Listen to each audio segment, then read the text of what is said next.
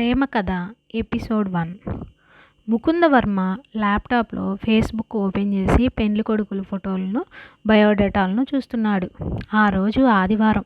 Coffee ఇస్తూ చెప్పింది అర్ధాంగి నీలవేణి. కాస్త మన పిల్ల వయసును మనసులో పెట్టుకొని తగిన వరుణ్ణి ఈరోజైనా చూడండి. బెండకాయ ముదిరినా బ్రహ్మచారి ముదిరినా అనే సామెత మగపిల్లలకే కాదు ఆడపిల్లలకు కూడా వర్తిస్తుంది అని రుసరుసలాడతా చెప్పింది నీలవేణి. ఆమెకు సంవత్సరం రోజులాగా తాము ప్రయత్నిస్తున్న తమ కుమార్తె సత్యభామను తగిన వరుడు తటస్థపడినందుకు ఎంతో విచారం. సత్యభామ తన మేనమామ పరమసింహం అమెరికాలో సైంటిస్ట్, వారి భార్య నందిని ఆమె ఇంగ్లీష్ ప్రొఫెసర్. వారి వద్ద ఉంటూ బీఎస్సీ ఎంబీఏ చదివి అక్కడే ఉద్యోగం చేస్తూ ఉంది.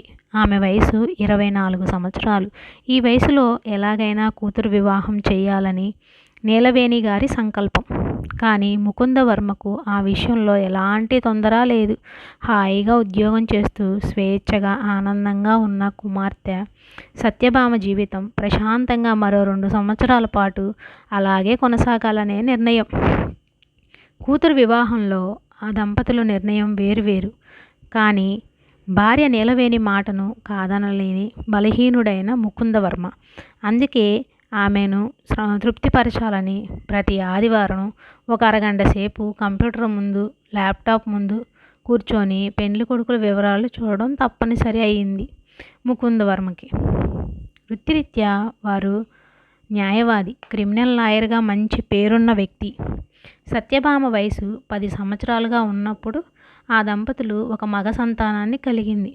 వాడికి తన తండ్రిగారైన లేటు ఆనందవర్మ పేరును పెట్టారు.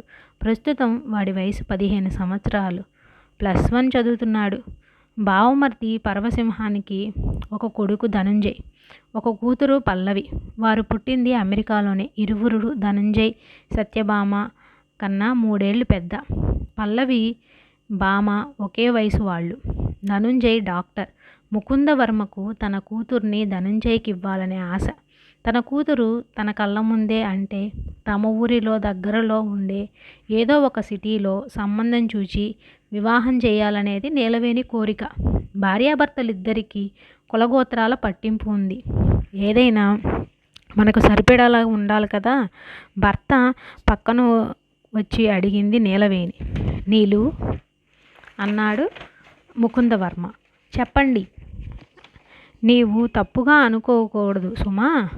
మీరు తప్పుగా చెబితే నేను ఒప్పుగా ఎలా అనుకోగలను? అంటే మీరు నాకు తప్పుగా తోచే రీతిలో ఏం మాట్లాడకూడదని తలను నిట్టూర్చాడు ముకుందవర్మ. ఏమిటది? మీలో మీరు ఏదో అనుకుంటున్నారు. అలాంటిది ఏమీ లేదు. చూడు నీలు, నా మనసులో ఉన్న మాటను చెబుతున్నాను. చెప్పండి. నీ మేనల్లుడు ధనుంజయ్కి ఏం తక్కువ? డాక్టరు, మంచి పేరు, మంచి సంపాదన, స్టేట్లో ఉన్నాడు. వాడికి మన అమ్మాయిని ఈడు చూడు. చాలు, ఇక ఆపండి. నాకు ఆ సంబంధం ఇష్టం లేదు. నా కూతురికి మన ప్రాంతంలో మన దేశంలో ఉండే చక్కని కుర్రాన్ని చూడాలి నేను తలుచుకుంటున్నాను. కొన్ని గంటల్లో వెళ్ళి అమ్మాయిని చూసేదానికి వీలుగా ఉండాలి. వాడు సంపదలో పేదవాడైనా మంచి గుణవంతుడుగా ఉండాలి. భోగభాగ్యాలు శాశ్వతాలు కావు. కానీ మనిషిలో ఉండే మంచి గుణాలు వారి జీవితాంతం అలాగే ఉంటాయి. కాబట్టి మనంత స్థితిపరుడు కాకపోయినా మంచి గుణవంతుడైన పిల్లవాడిని వెదకండి. వివరాలు నాకు చెప్పండి, సరేనా? కోర్టులో క్రిమినల్ లాయర్ అయిన ముకుందవర్మ సింహం, ఇంట్లో ఇల్లాల ముందు పిల్లి.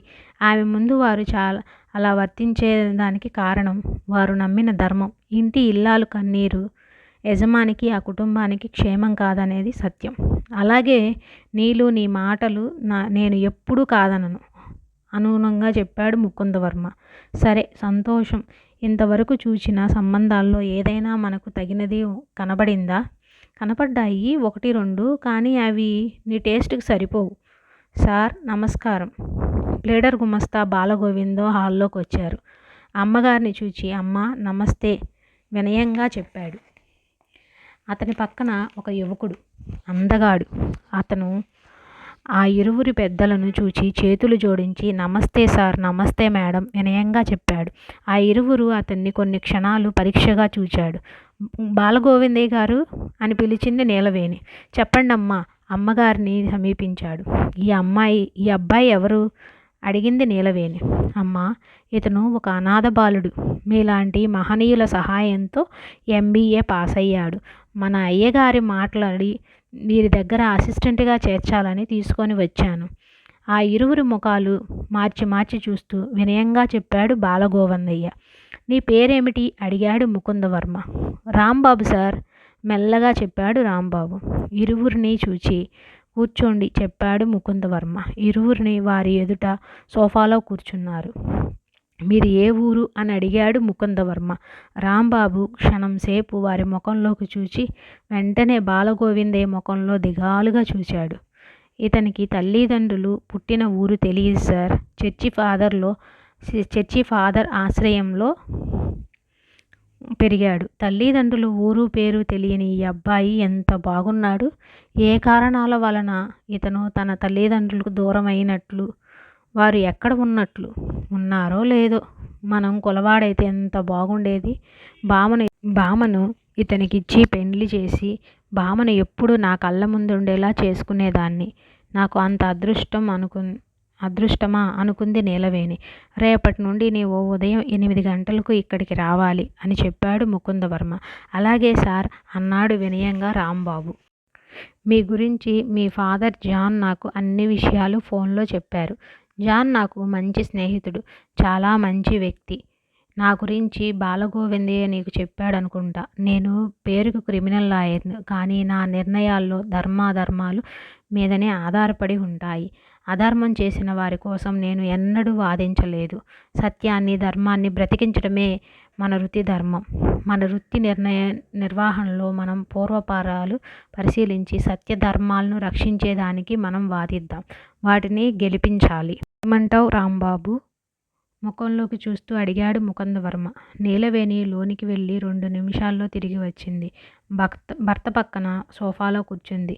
మీలాంటి వారి పరిచయం, భాగ్యం నాకు కలిగినందుకు సంతోషిస్తున్నాను సార్. మీరు చెప్పిన రీతిగా నడుచుకుంటాను చిరునవ్వుతో చెప్పాడు రాంబాబు. సరే.